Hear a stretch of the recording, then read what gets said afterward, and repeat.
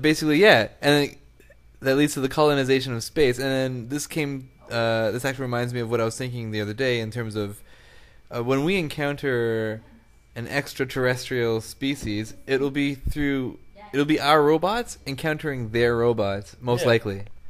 Yeah, because it's given how insanely inefficient humans are, or any biological system that is not explicitly engineered by some advanced intelligence would be okay.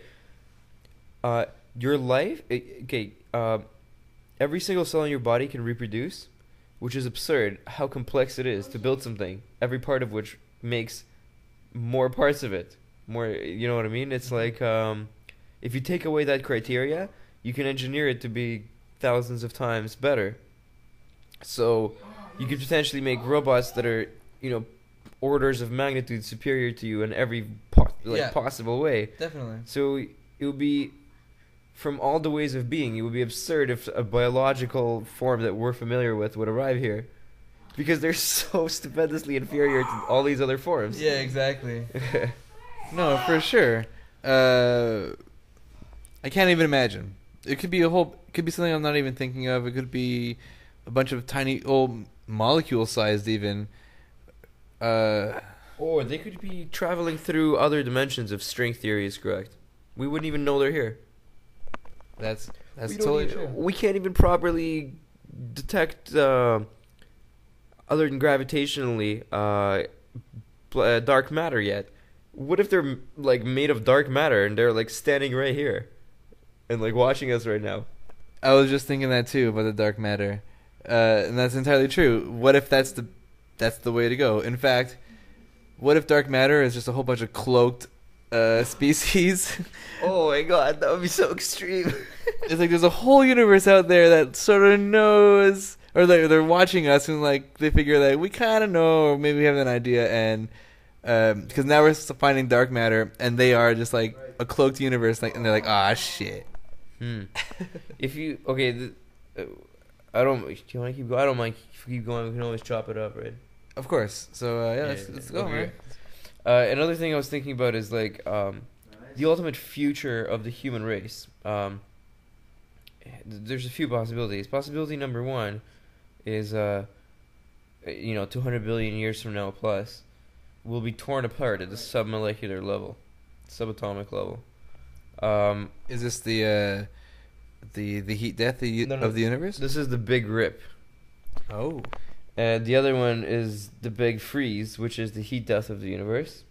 Okay. And the other one is when we come back to get back into another. It's just the other one is cyclical, where it collapses in again. So most likely, the only one we can really hope for is the heat death. Because if it's molecular disassembly, we have no hope of survival of any sort of long term.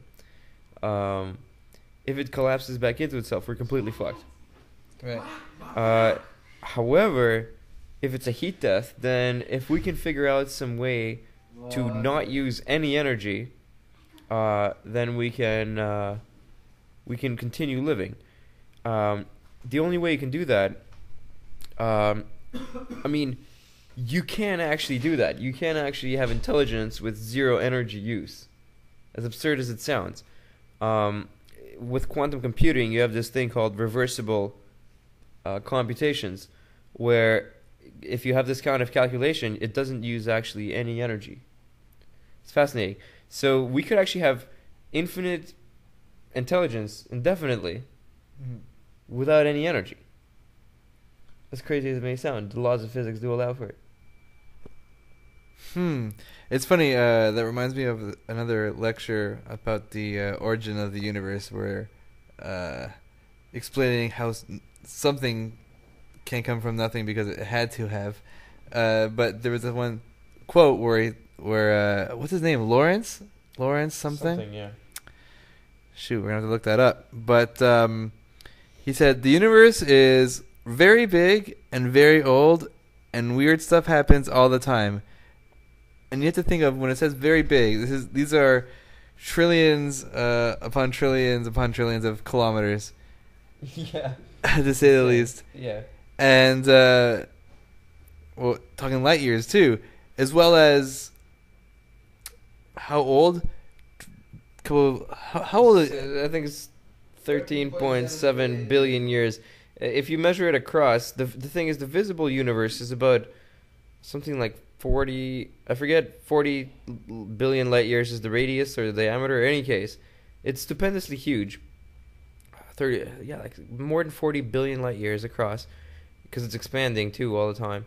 But that's only like a small fraction of the actual universe, because this is the visible universe. We have evidence that shows that the actual universe is much larger. Right, and it's because of all the mass that is it from the radiation? Yeah, from the cosmic microwave background radiation, we can see that the effect of the rest of the universe potentially on that image. Yeah, and well, basically, back to my original point and trying to tie it back, is that the universe is very big and very large, and weird shit happens all the time. And to think that with quantum computation you can have intelligence at zero gravity, zero energy. Sorry, thank you.